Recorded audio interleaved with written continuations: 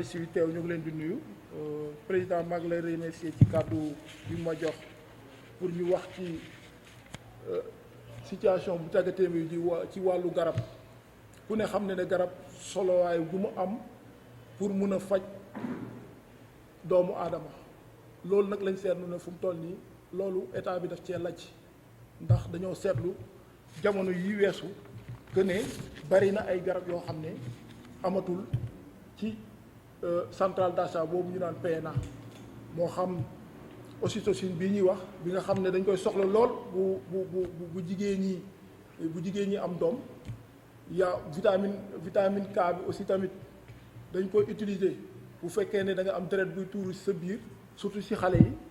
antivitamine K bi aussi tamit dañ koy utiliser bu fekkee ne da nga sa deret dafa way ci sa yaram yooyu yëpp mu ngi nekk ay médicaments yoo xam ne ay médicaments yu am solo la dañoo nekk en rupture mu nekkoon nag lu ñu jaaxal ñun waa PASTEF ba tax na ñu ne tey jii dañuy woote waxtaan ak yéen ci situation boobu.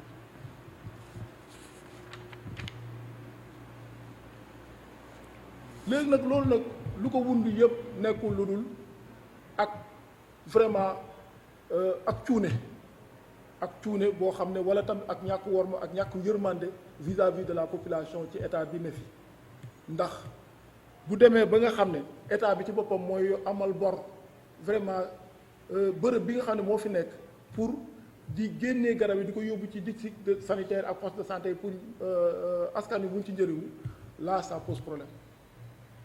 déjà gis ngeen budget bu mu ko jox budget bu ndaw la boo xam ne wane na moom faalewul ci wér-gu-yaram askan bi toppatoowul wér-gu-yaram askan bi am na leneen lu mu tal boo seetloo ci juróom-benneelu position la ko teg ci priorité yi forces armées sax moo ko ëpp budget mu nekk lu doy waar lu ñu jaaxal te bu wér-gu-yaram amul yaakaaruma ñun ñii ñu mën a émerger wala ñu mën a jëm ci kanam. PNA boobu rek état bi moo ngi ko yoreel juróom benn milliard ci wàllu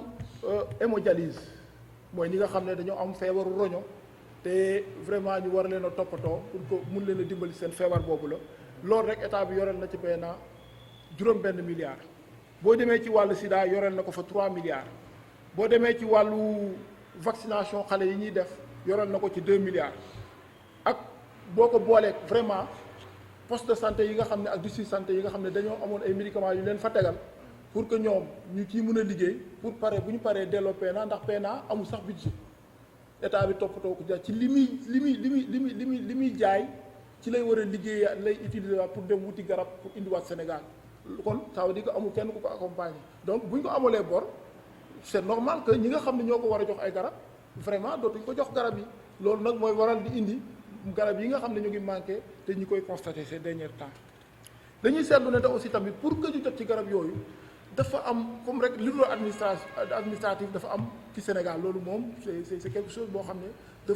dafa feeñ tey jii boo doon lijjanti benn këyit mën ngaa fanaan foofu sa këyit du sotti noonu la demee tam pour am garab nga xam ne ak garab nu mu amee njëriñ imaginaire il faut nga toog 265 jours ba 300 jours pour que garab yooyu nga soxla mën a dugg Sénégal loolu day poser problème loolu dafay poser problème carrément muy wane ne rek aussi tamit que état bi aussi tamit wax dëgg yàlla ñoru ko ne nit ñi nekk ci jàmm ñoru ko nit ñi am seen wér-gu-yaram nu mu waree. am na tamit lu ñuy wax ne balaa garab ñu koy teg ci marché dafay am autorisation de mise sur le marché dafay am ay contrôle yoo xam ne da ci war ndax garab kenn du ko naanee noonu loolu tamit dañ ci seetlu ak yéex googu amul lenn lu ko indi lu dul ne dañoo doyedeel département bi nga xam ko direction bi nga xam ne moom moo yor wàllu googule ndax bu fekkee ne budget bu 40 millions lañ ko jox liggéeyam nu mu ko war a defee du ko defee noonu bu fekkee ne tam personnel bu doy amu ko liggéey googu nu mu ko bëgg a defee du sotti comme nu ma ko waxee woon sànq PNA amul benn subvention donc liggéeyam nu mu ko bëgg a defee du kii ñun nag nekkuñu ñoo xam ne rek dañuy ñëw di ŋàññi Pastef doxewut noonu bu fekkee ne dañoo am seetlu loo xam ne wax nañ la jaaduwul te amalul njëriñ askan wi suñ ci waxee ba pare dañ ci apporter ay solution maanaam naka bu dimbale nguur gi fi ne ndax dimbale nguur gi fi ne parce que mënoon nañ ko dencal suñu bopp pour ne jox bu ngeen ñu joxee parce que bu ngeen ñu joxee réew mi ñu doxal waaye dañ leen koy baaxee wala ne bu ngeen taxawee nii xëy na problème yi yëpp dootul am donc ñu ne leen ngeen fexe respecté li nga xam ne seen i morom yi nekk ci sous-région bi yëpp moom la ñuy respecté mooy budget bi yokk budget bi à 15% ñu alloué ko wér-gu-yaram ndax dafa tuuti loolu bi ñuy joxe ñu fexe tamit am souveraineté li ñuy wax suñuy jumtuwaay yoo xam ne day defar ay garab loolu dañ ko tële loolu sax Sénégal da ko tële am na yu fi nekkoon dem nañ bàyyi Sénégal ñett industrie ñoom fi ñett industrie yoo xam ne dañ doon defar garab ñu ngi woon fii ci Sénégal mais yëpp dem nañ ndax toppatoo ñàkk toppatoo gi ñu leen war a toppatoo fii ci Sénégal donc am na yeneen sénégalais aussi tamit vraiment yu taxaw temm bugg a samp loolu mais état bi dafa mel ni ñoralul seen dossier yooyu dara faalewu leen mu ngi toppatoo yeneen yu nga xam ne du am benn njëriñ. ñu ne aussi tamit ñu fexe ba vraiment pour jot garab